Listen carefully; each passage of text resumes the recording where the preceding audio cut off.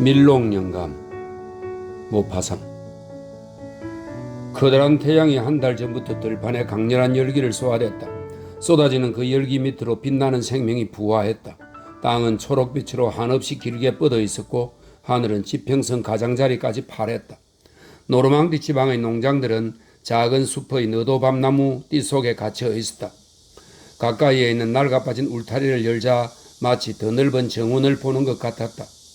그곳의 농부들처럼 뼈가 드러난 오래된 사과나무들에 전부 꽃이 피어 있었기 때문이다.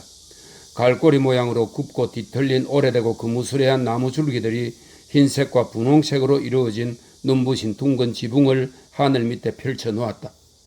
꽃들이 피어나는 달콤한 향기가 열린 축사에서 나는 기름 냄새 그리고 암탉들이 잔뜩 앉아있는 두음이 발효하는 냄새와 뒤섞였다. 정오였다.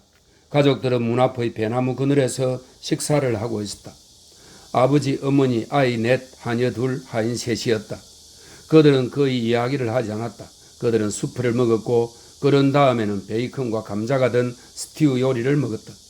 이따금 하녀 한 명이 일어나 사과 술 항아리를 채우러 지하실에 내려갔다.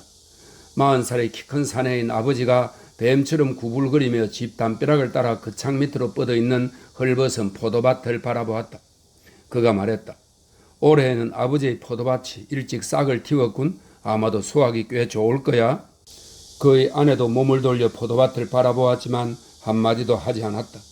그 포도밭은 그의 아버지가 총살형을 당한 바로 그 장소에 자리해 있었다. 1870년 전쟁 동안의 일이었다. 프로이센 군인들이 그 고장 전체를 점령했다. 페데르브 장군은 북부의 군대를 이끌고 그들에게 대항했다. 프로이센군 참모부가 이 농장 안에 꾸려졌다. 이 농장을 소유하고 있던 늙은 농부 피에르 밀롱 영감은 그들을 맞아들이고 최선을 다해 협조했다. 한 달 전부터 독일 전초 부대가 마을에 머무르며 경계태세를 취하고 있었다. 프랑스 군대는 심리에 떨어진 곳에서 꼼짝하지 않았다. 그런데 매일 밤 독일 창기병들이 자취를 감추었다. 고립된 척후병들, 정찰 임무를 띄고 2~3명씩 짝을 지어 길을 나섰던 병사들이 돌아오지 않았다. 아침에 들판에서 뜰 가장자리에서 구덩이 안에서 그들의 시신이 발견되었다. 그들이 타고 간 말들은 금에 목이 베인 채 길에 쓰러져 있었다. 누가 그런 짓을 저질렀는지 밝혀낼 수는 없었지만 아마도 같은 사람이 저지른 것 같았다. 그 고장 사람들은 공포에 떨었다. 프로이센군 참모부는 단순한 고발만 믿고 농부들을 총살하고 여자들을 감옥에 가두었다. 두려움을 이용해 아이들의 입을 통해 정보를 알아내려 했다. 하지만 아무것도 밝혀내지 못했다. 그러던 어느 날 아침 그들은 얼굴에 칼 자국이 난 채 자기 마구간 안에 누워있는 밀롱 영감을 발견했다.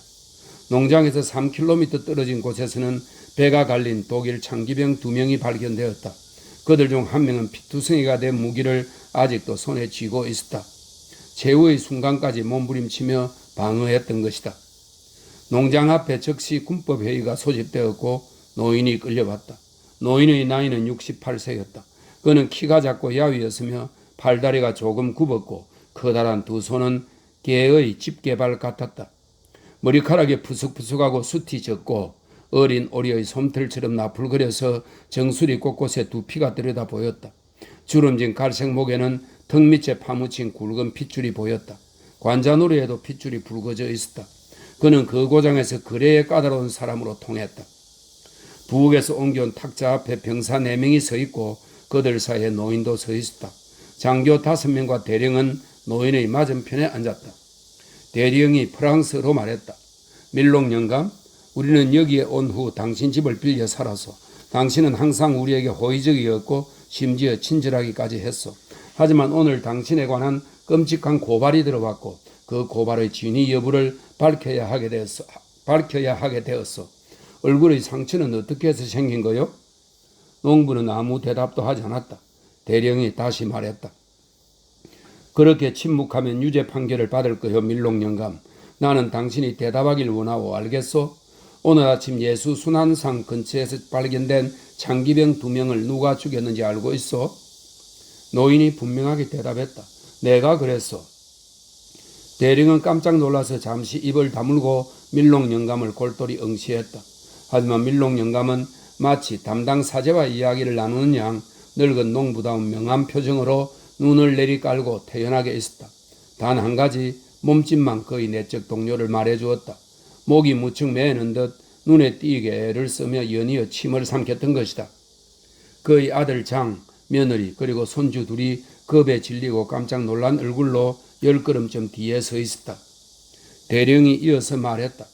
한 달 전부터 매일 아침 들판에서 발견된 우리 군대의 척후병들을 누가 죽였는지도 알고 있어?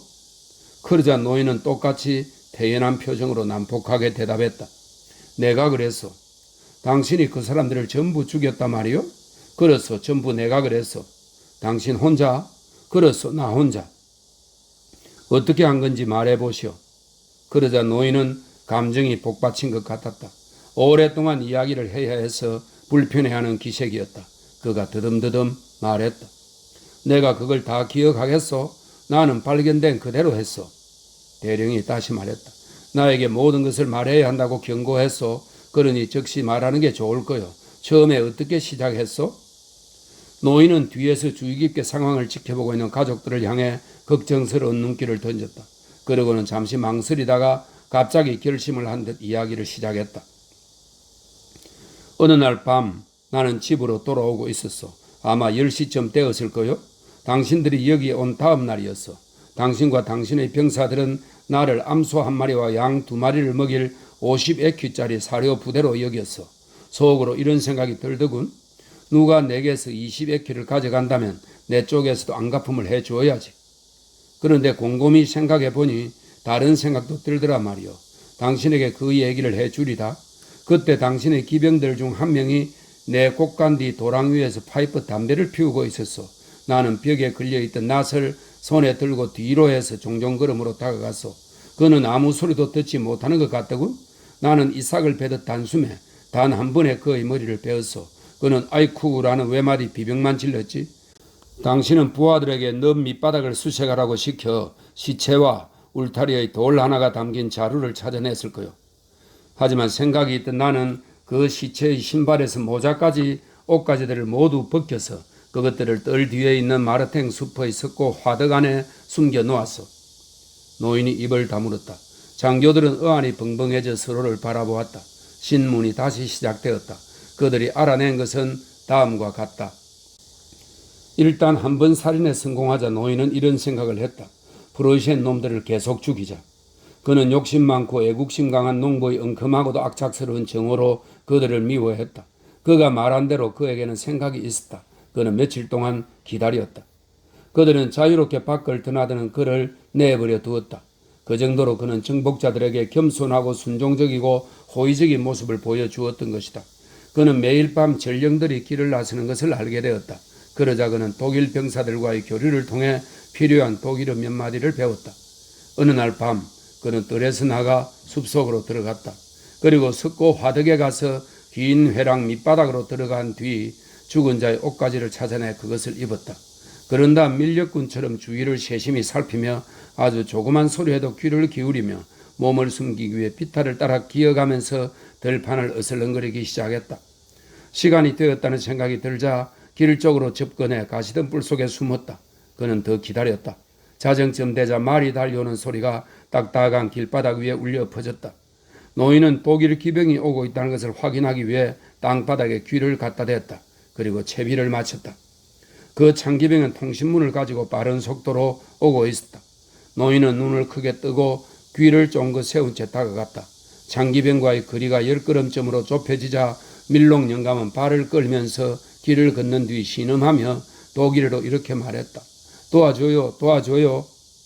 말을 멈춘 독일 기병은 독일군 제복을 입은 남자를 보았다. 기병은 남자가 부상당했다고 생각하고 말에서 내려 아무 의심 없이 가까이 다가갔다. 기병이 그 미지의 남자를 향해 몸을 숙였을 때 구부러진 긴 칼날이 기병의 배 한가운데에 푹 박혔다. 기병은 단말마의 비명도 지르지 못하고 몸만 부르르 떨고는 쓰러져 버렸다.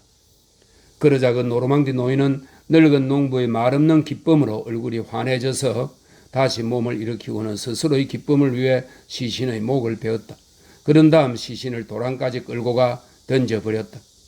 독일 기병의 말은 조용히 주인을 기다리고 있었다. 밀록 영감은 그 말에 올라타 병원을 빠르게 달려갔다. 1시간쯤 달렸을 때 그는 독일군 척후병 2명이 나란히 그 고장으로 돌아오는 모습을 보게 되었다. 그는 그들에게 곧장 다가가서 독일어로 또 외쳤다. 도와줘요, 도와줘요. 척후병들은 그가 입은 제복을 보고는 아무런 경계심 없이 그가 다가오도록 내버려 두었다. 노인은 두 병사 사이를 쏜살같이 지나가면서 금과 군총으로 한 사람씩 쓰러뜨렸다. 그런 다음 그들이 타고 있던 말들의 목을 베었다. 독일 말들의 목을. 그 후 천천히 석고 화덕으로 가서 자신이 타고 온 말을 어두운 회랑에 숨겨놓고는 제복을 벗고 누더기 옷으로 갈아입은 다음 집으로 돌아가 아침까지 잠을 잤다. 시체들이 발견되자 그는 공개수사가 끝나기를 기다리며 나흘 동안 밖으로 나오지 않았다. 그리고 닷새째가 되자 다시 밖으로 나가 병사 2명을 똑같은 방법으로 또 죽였다. 그때부터 그는 매일 밤 밖으로 나가 모험을 찾아 어슬렁거리기를 멈추지 않았다. 달빛 비치는 인적 없는 들판을 빠르게 달리며 여기저기서 프로이센 병사들을, 길 잃은 그 정찰병들을 쓰러뜨렸다. 임무를 완수하면 시체들을 길에 걸어둔 채 석고 화덕으로 가서 말과 군복을 숨겨놓았다. 그는 매일 밤 자정이 가까워 오면 침착한 표정으로 석고 화덕에 가서 말에게 아낌없이 귀리와 술을 먹였다. 자신의 일이 계속 잘 되기를 바라며. 하지만 어제는 그가 공격했던 보초병 둘 중 하나가 그의 얼굴을 검으로 베었다. 그는 보초병 둘을 모두 죽인 뒤 석고 화덕으로 돌아가 말을 숨기고 자신의 초라한 옷을 다시 입었다. 하지만 돌아가는 길에 힘이 빠져버렸고 도저히 집까지 돌아갈 수 없어서 마구간으로 갔다. 그리고 사람들이 피투성이가 된 채 밀집 위에 쓰러져 있는 그를 발견한 것이다. 이야기를 마친 밀록 영감이 갑자기 고개를 쳐들고 자랑스러운 표정으로 프로이센 장교들을 바라보았다. 자기 콧수염을 잡아당기고 있던 대령이 밀록 영감에게 물었다. 더 할 말 없소? 없소. 더 이상 없어요. 셈은 공평하오. 나는 더도 덜도 아니고 당신들 16명을 죽였으니까? 당신이 죽을 거라는 건 압니까? 난 당신에게 자비를 구하지 않았소. 당신은 군인이었소? 그렇소. 당시에는 나도 원정을 나갔지. 그런데 당신들이 내 아버지를 죽였소. 황제의 군인이었던 그를 말이요. 지난달 에브레 근처에서 내 둘째 아들 프랑수아를 죽인 것은 제쳐두고라도 말이요. 나는 당신들에게 빚이 있고 그것을 갚았을 뿐이요. 이젠 빚이 탕감된 거요. 프로이센 장교들이 서로의 얼굴을 바라보았다. 노인이 다시 말했다. 내 아버지 몫으로 8명, 내 아들 몫으로 8명이요. 나는 빚을 갚았어. 나는 당신들과 다투려 한 게 아니요. 난 당신들을 전혀 모르오. 당신들이 어디에서 왔는지만 알 뿐이요. 당신들은 여기 내 집에 있고 마치 당신들 집에 있는 것처럼 명령을 하지. 아무튼 나는 다른 사람들을 위해 복수를 했고 전혀 후회하지 않는다. 그러고는 경직된 상반신을 일으키며 겸손한 영웅 같은 태도로 팔짱을 꼈다. 프로이센 군인들은 낮은 목소리로 오랫동안 이야기를 나누었다. 역시 지난달에 아들을 잃은 대위 한 명이 그 도량 큰 망나니를 옹호했다. 그러자 대령이 일어나서 밀록 영감에게 다가가 목소리를 낮추어 말했다. 내 말 잘 들으시오 영감. 아마도 당신의 목숨을 구원할 방법이 있을 거요. 그것은... 하지만 밀록 영감은 프로이센 대령을 똑바로 바라만 볼 뿐 대령의 말에는 전혀 귀 기울이지 않았다. 바람이 불어와 그의 머리통에 붙은 머리털이 나풀거렸다. 그가 얼굴을 잔뜩 찌푸리자 칼자국 난 야윈 얼굴이 오그라들었다. 그는 가슴을 부풀리더니 프로이센 남자의 얼굴 한가운데 온 힘을 다해 침을 뱉었다. 대령은 질겁해서 손을 들어 올렸다.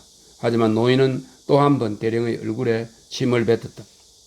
장교들이 벌떡 일어서서 동시에 큰 소리로 명령을 외쳤다. 1분도 되지 않아 병사들은 여전히 태연한 표정을 하고 있는 노인을 담벼락에 밀어붙이고 사격을 가했다. 그러는 동안에도 노인은 맏아들 장에게 미소를 보내고 있었다. 얼이 빠져서 그 광경을 바라보는 며느리와 두 손주에게도.